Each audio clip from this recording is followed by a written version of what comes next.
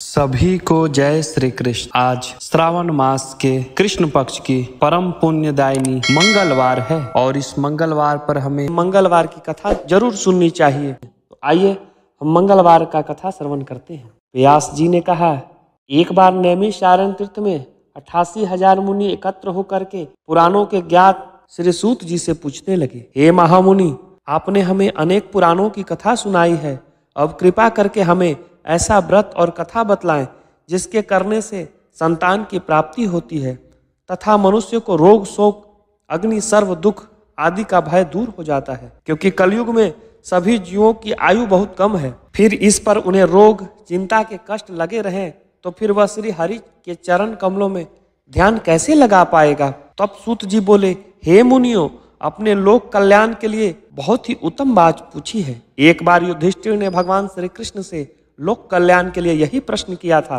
और भगवान श्री कृष्ण ने युधिष्ठिर का संवाद तुम्हारे सामने कहता हूँ, ध्यान पूर्वक श्रवण करो। एक समय पांडवों सभा में कृष्ण जी से बैठे हुए थे। तब युधिष्ठिर ने भगवान श्री कृष्ण से प्रश्न किया, हे प्रभु नंदन नंद गोविंद, आपने मेरे लिए अनेक कथाएं सुनाई है, आज आप कृपा करके ऐसा व्रत या कथा सुनाए जिसके करने से मनुष्य रोग चिंता का भय समाप्त हो जाए और उसे पुत्र की प्राप्ति हो। हे प्रभु, बिना पुत्र के जीवन व्यर्थ है, पुत्र के बिना मनुष्य नरकगामी होता है, पुत्र के बिना मनुष्य की पितृ ऋण से छुटकारा नहीं पा सकता, नहीं उसका पुनंग नामक नरक से उद्धार हो सकता है, अतः पुत्रदायक व्रत बतलाएं। तब भगवान कृष्ण बोले, हे राजन, मैं एक प्राचीन इतिहास सुनाता हूँ, आप उसे ध्यान पूर्वक श्रवण करो। कुंडलपुर नामक एक नगर था, उसमें नंदा नाम का एक ब्राह्मण रहता था। भगवान की कृपा से उसके पास सब कुछ था, फिर भी वह दुखी रहता था। इसका कारण यह था कि ब्राह्मण की स्त्री सुनंदा के कोई संतान नहीं थी। सुनंदा पतिव्रता थी, भक्ति पूर्वक श्री हनुमान जी की आराधना करती थी। मंगलवार के दिन व्रत करके अंत में भोजन बनाकर हनुमान जी को भोग लगाने के बाद स्वयं भोजन करती थी। एक बार मंगलवार के दिन ब्राह्मणी गृह कार्य में अधिक व्यस्त होने के कारण हनुमान जी को भोग न लगा सकी, तो इस पर उसे बड़ा दुख हुआ और उसने कुछ नहीं खाया और अपने मन में ऐसा संकल्प कर लिया कि अब तो अगले ही मंगलवार को हनुमान जी को भोग लगाकर ही अन्न ग्रहण करूंगी। ब्राह्मणी सुनंदा प्रतिदिन भोजन बनाती और श्रद्धा पूर्वक अपने पति को खिलाती, परंतु स्वयं भोजन नहीं करती और मन ही मन श्री हनुमान जी की आराधना करती। इस प्रकार 6 दिन गुजर गए और ब्राह्मणी सुनंदा अपने निश्चित के अनुसार भूखी प्यासी निराहार रही। अगले मंगलवार को ब्राह्मणी सुनंदा प्रातः काल ही बेहोश होकर गिर पड़ी। ब्राह्मणी सुनंदा की इस असीम भक्ति से प्रभाव से श्री हनुमान जी बहुत प्रसन्न हुए और प्रकट होकर के बोले, सुनंदा, मैं तेरी भक्ति से बहुत प्रसन्न हूँ, तू उठ जा और वर मांग। सुनंदा अपने आराध्य देव श्री हनुमान जी को देखकर आनंद की अधिकता से विहल हो श्री हनुमान जी के चरणों में गिरकर बोली, हे प्रभु, मेरी कोई संतान नहीं है और कृपा करके मुझे संतान प्राप्ति का आशीर्वाद दे, आपकी अति कृपा होगी। अब महावीर जी बोले, तेरी इच्छा पूर्ण होगी, तेरा एक कन्या पैदा होगी जिससे अष्टांग प्रतिदिन सोना दिया करेगी। इस प्रकार कहकर श्री महावीर जी अंतर्ध्यान हो गए। ब्राह्मणी सुनंदा बहुत हर्षित हुई और सभी समाचार अपने पत्नी से कहा। ब्राह्मण देव ने कन्या का वरदान सुनकर कुछ दुखी हुए, परंतु सोना मिलने की बात सुनी तो बहुत प्रसन्न हुए। विचार किया कि ऐसी कन्या के साथ मेरा निर्धनता भी समाप्त हो जाएगी।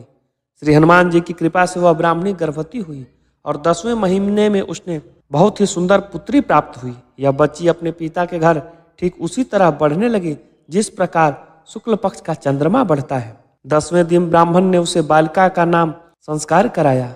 उसके कुल पुरोहित ने उस बालिका का नाम रत्नावली रखा, क्योंकि वह कन्या सोना प्रदान किया करती थी। इस कन्या ने पूर्व जन्म में बड़े ही विधान से मंगल देव का व्रत किया था। रत्नावली अष्टांग बहुत सा सोना देता था। उस सोना से नंदा ब्राह्मण बहुत ही धनवान हो गए। अब ब्राह्मणी भी बहुत अभिमान करने लगी। समय बीतता रहा।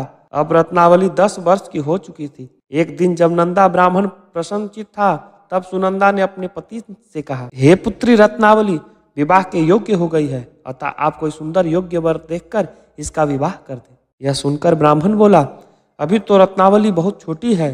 तब ब्राह्मणी बोली, शास्त्रों की आज्ञा है कि कन्या 8 वर्ष में गौरी और 9 वर्ष में रोहिणी और 10वें वर्ष में कन्या, इसके पश्चात रजस्वला हो जाती है और गौरी के दान से पाताल लोक की प्राप्ति होती है। रोहिणी के दान से वैकुंठ लोक की प्राप्ति होती है।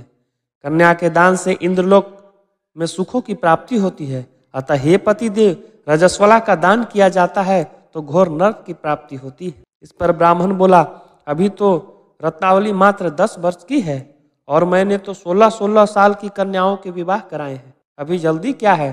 तब ब्राह्मणी सुनंदा बोली, आपको तो लोभ अधिक हो गया है। लगता है शास्त्रों में कहा गया है कि माता पिता और बड़ा भाई रजस्वला कन्या को देखते हैं तो वह अवश्य नरकगामी होते हैं। तब ब्राह्मण बोला, अच्छी बात है, कल मैं अवश्य योग्य वर की तलाश में अपने दूत को भेजूंगा। दूसरे दिन ब्राह्मण अपने दूत को बुलाया और आज्ञा दी कि जैसी सुंदर मेरी कन्या है वैसा ही सुंदर उसके लिए वर तलाश करे। दूत अपने स्वामी की आज्ञा पाकर निकल पड़ा और पंपई नगर में उसने एक सुंदर लड़के को देखा। यह बालक एक ब्राह्मण परिवार का बहुत ही गुणवान पुत्र था। उसका नाम सोमेश्वर था। दूत ने इस सुंदर व गुणवान ब्राह्मण के पुत्र के बारे में अपने स्वामी को पूर्ण विवरण दिया। ब्राह्मण नंदा को भी सोमेश्वर अच्छा लगा और फिर शुभ मुहूर्त में विधि पूर्वक कन्यादान करके ब्राह्मण और ब्राह्मणी संतुष्ट हुए। परंतु ब्राह्मण के मन में तो लोभ समाया हुआ था। उसने कन्यादान तो कर दिया पर वह बहुत खीन भी था। उसने विचार किया कि रत्नावली तो अब चली जाएगी और मुझे इससे जो सोना मिलता था अब वह नहीं मिलेगा। मेरे पास जो सब कुछ धन था उसे मैंने विवाह में खर्च कर दिया। अब जो शेष बचा है वह भी कुछ दिनों के बाद समाप्त तो हो जाएगा। मैंने तो इसका विवाह करके बहुत बड़ी भूल कर दी। अब कोई ऐसा उपाय हो कि रत्नावली मेरे ही घर पर बनी रहे, अपनी ससुराल न जावे। लोभ रूपी राक्षस ब्राह्मण के मस्तिष्क पर छाया जा रहा था। रात भर उसने अपने सैया पर बड़ी बेचैनी से करवट बदलते बदलते उसने एक बहुत ही क्रूर निर्णय लिया। उसने विचार किया कि जब रत्नावली को लेकर उसका पति सोमेश्वर अपने घर के लिए जाएगा तो वह मार्ग में छिपकर सोमेश्वर का वध कर देगा और अपनी लड़की को अपने घर ले आवेगा, जिससे नियमित रूप से उसे सोना मिलता रहेगा और समाज का कोई भी उसे दोष भी न दे सकेगा। सुबह हुआ तो नंदा और सुनंदा अपने जमाई तथा लड़की को बहुत सारा धन देकर विदा किया। सोमेश्वर अपनी पत्नी रत्नावली को लेकर ससुराल से अपने घर की तरफ चल दिया। ब्राह्मण नंदा महालोभ के वशीभूत हो अपनी मति खो चुका था। पाप और पुण्य को उसने विचार न रहा। अपने भयानक व क्रूर निर्णय को कार्य रूप देने के लिए उसने अपने दूत को मार्ग में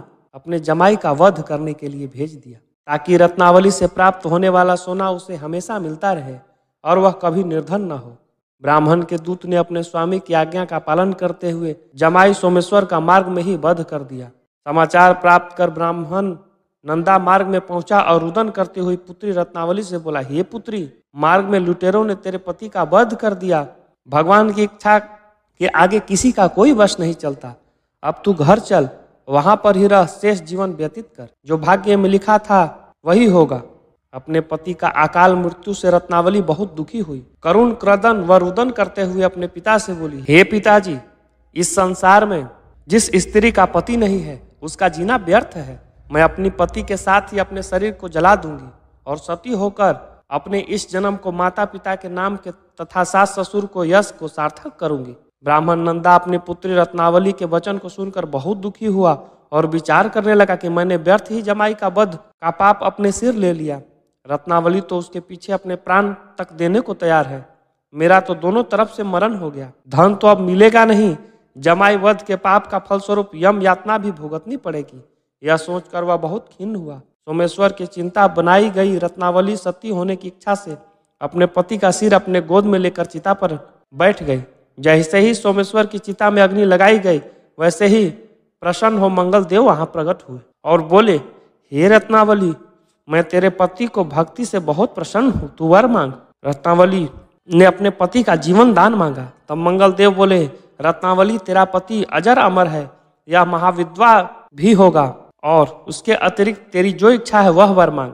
तब रत्नावली बोली, हे ग्रहों के स्वामी, यदि आप मुझ पर प्रसन्न हैं तो मुझे यह वरदान दीजिए कि जो मनुष्य मंगलवार के दिन प्रातः काल लाल फूल लाल चंदन से पूजा करके आपका स्मरण करे, उसको रोग व्याधि न हो, स्वजनों का कभी भी वियोग न हो, सर्प अग्नि तथा शत्रुओं का भय न रहे। जो स्त्री मंगलवार का व्रत करे वह कभी विधवा न हो। मंगलदेव तथास्तु कहकर अंतर्ध्यान हो गए।